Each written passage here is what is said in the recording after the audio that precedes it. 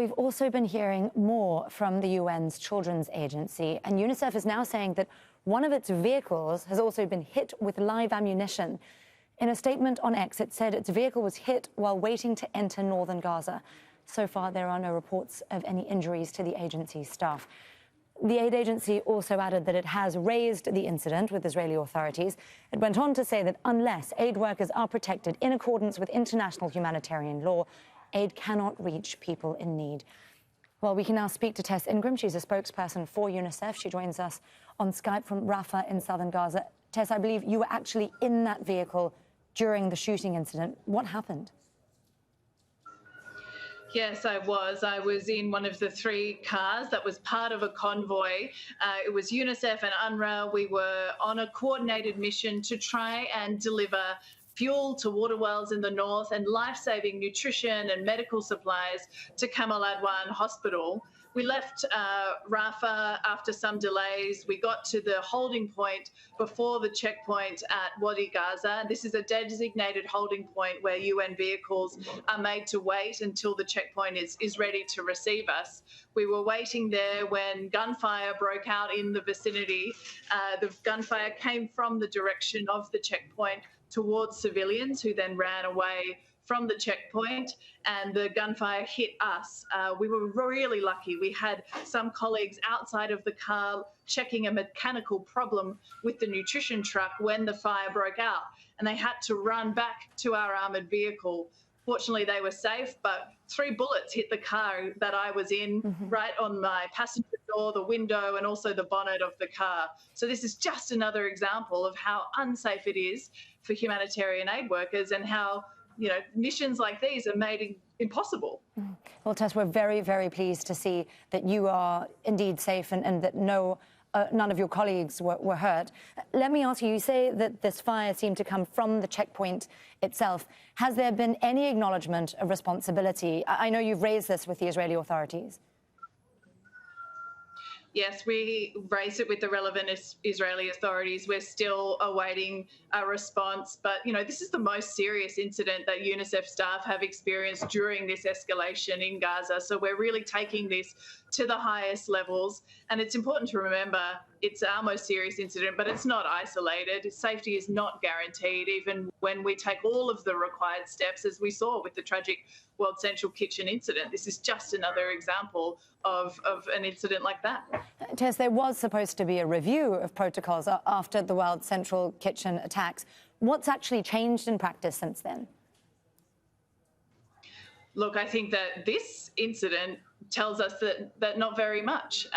We were put in harm's way on a coordinated mission that we received a safety assurance for. It was known and authorised for us to be there at that holding point, and yet gunfire broke out in the area, putting our staff at risk. And that's not the only problem there. It meant that the mission had to be aborted because we tried to proceed. We were continued to be delayed even after the shooting for so long that we had to turn around and go back to Rafah. And so those life-saving supplies never made it to the children in North Gaza.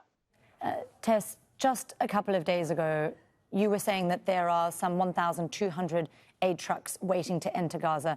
The Israelis have been saying that the UN is the obstacle. From your own personal experience, what has actually been the holdup? So the holdup continues to be the very long and complex screening process that takes place.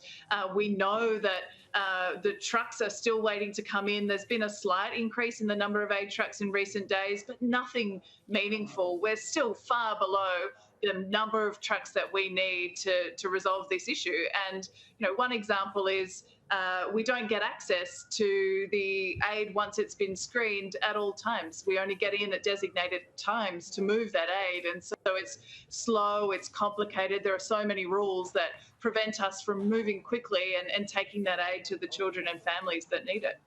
Tess, given the holdups that you've just described and the security situation that you were telling us about earlier, can you talk a little bit about the impact of the risks and the threats against your staff, how that's impacting your own operations there in terms of actually getting that aid to people?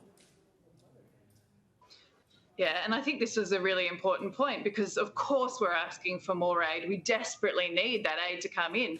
But if the operating conditions on the ground aren't conducive to delivering that aid, well, then that's a problem too. So we need to make sure that these two problems are resolved in unison, that we get more aid in, and then the challenges that we face on the ground are resolved. That is, of course, safety. We need to know that when we get a safety assurance for a mission, that is going to be respected and our car is not going to be shot. We were so lucky that our colleagues were all inside the armoured vehicle. Then, of course, we need improvements in telecommunications so we can properly coordinate distribution. We need to make sure that we have enough trucks and fuel inside Gaza to manage those distributions. So there's a really long list of things that can make aid distribution easier and more efficient and faster. But at the moment, we're kind of being hampered from all angles in this work. And Tess, before I let you go, there has been talk in recent days about potentially opening other crossings. I know that's something that UNICEF and other aid agencies have been calling for now for months. What are you hearing? Are you optimistic that any more aid might be getting in through a different land crossing potentially in the coming weeks and months? With every day that goes by since that announcement was made that areas would open, I become less optimistic. We've seen this before, that promises have been made but not been kept. It's so important, though, so I'm refusing to give up hope. We need that crossing open. We need to be able to bring aid directly into the area in North Gaza where we know that children are dying of malnutrition. So international pressure must be sustained to make sure that that promise is kept, that Erez is opened, and it's opened at scale for as long as we need it. Tess Ingram there, a UNICEF spokesperson, speaking to us from Rafah in southern Gaza. Thank you so much for joining us on Al Jazeera, Tess. We're relieved to know that you and your colleagues are safe, and we wish you all the best with your work. Make sure to subscribe to our channel to get the latest news from Al Jazeera.